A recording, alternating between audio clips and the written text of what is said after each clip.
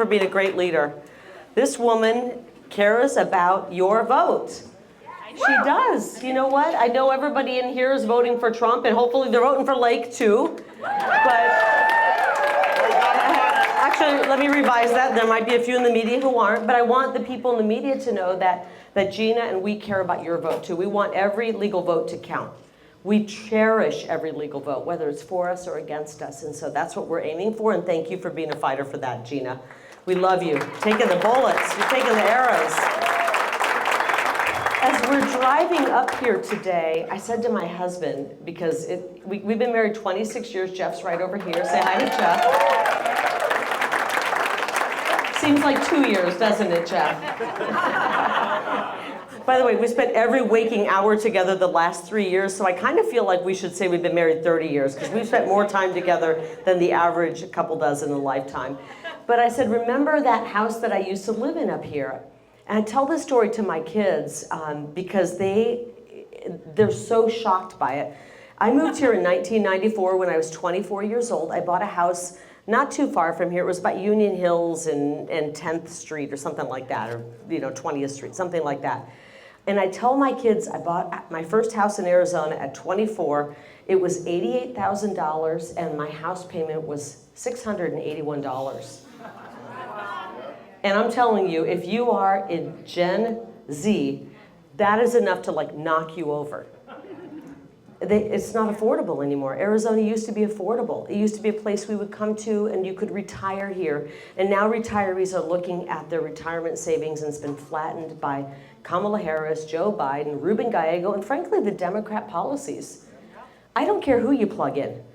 You could take Mary Poppins and plug her in to the Democrat Party, and it's not going to work out because these policies don't work for America. We want to put America first. And when I say that, I'm not saying we want to put Republicans first. I want to put Americans first. And we haven't done that we did that about 4 years ago, and we saw how great it worked out. But we haven't done it for a long time. And so I want to challenge the media as they're putting this story out tonight, when they're tempted by their bosses to call us extremists or call us whatever, far right. The only thing I'm extreme about is I'm extremely worried about your future and my children's future. I am.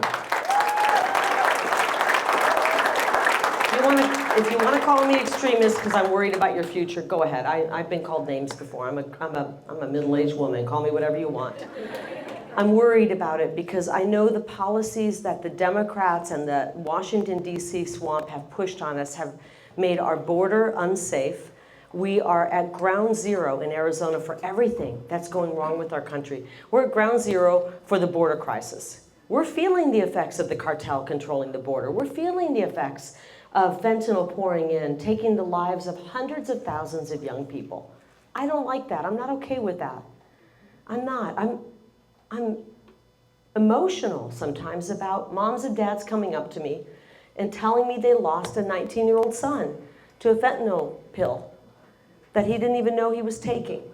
I get emotional, I think about what that mother's going through, and I get emotional, I think about the future we don't have because that 19-year-old is no longer with us. I don't want to see that anymore. I don't want our border wide open.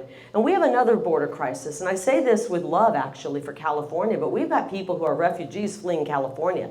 And nobody understands what's happening in California more than Californians and Arizonans, because that's where we go in the summer, we used to get away from this heat.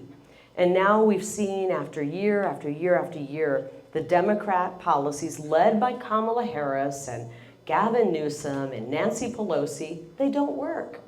How many of you used to go to California years ago and enjoy yourself? How many of you have noticed, and lately when you go, it's not as great as it used to be? How many of you know somebody who fled California? I'm not giving up on any state, guys. I don't want us to be a collection of blue states and red states. I want us to be red, white, and blue, United States of America. That's what America First is about.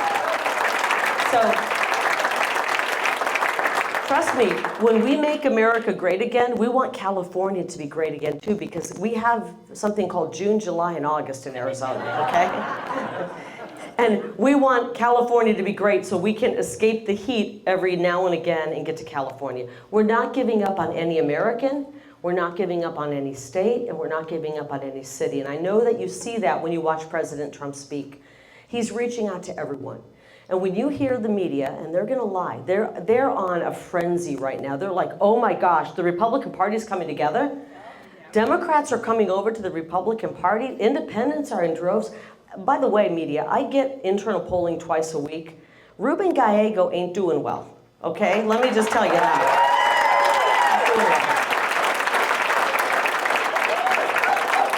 He spent $10 million or more against me in the primary, trying to, he was hoping that it didn't go so well for me.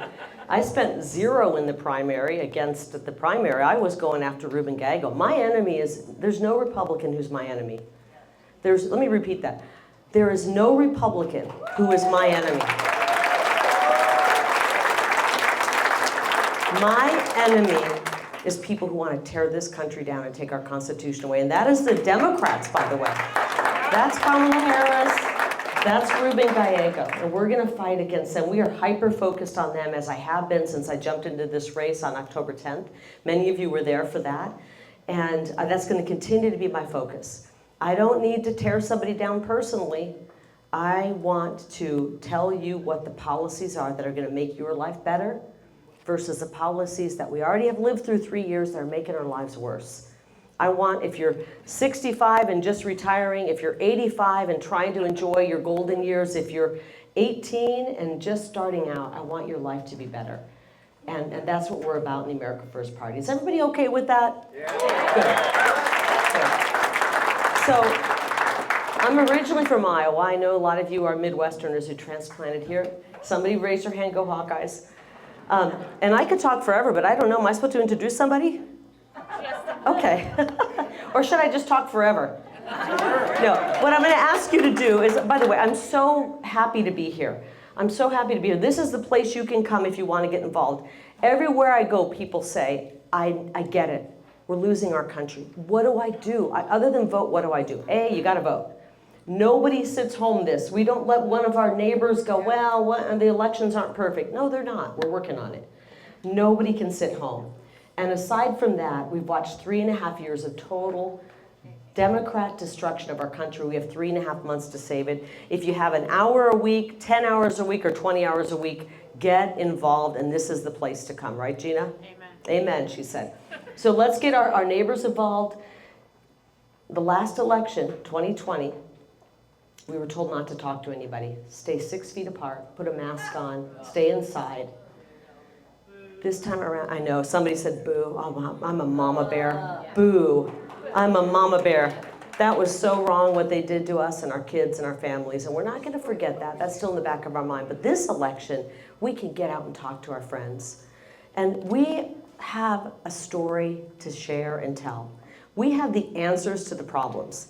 And so I ask all of you to go out and start talking to those neighbors, even the ones you kind of go, well, I don't think they're really for us. Or I remember having a little bit of a disagreement 3 or 4 years ago with them. Approach them, because guess what?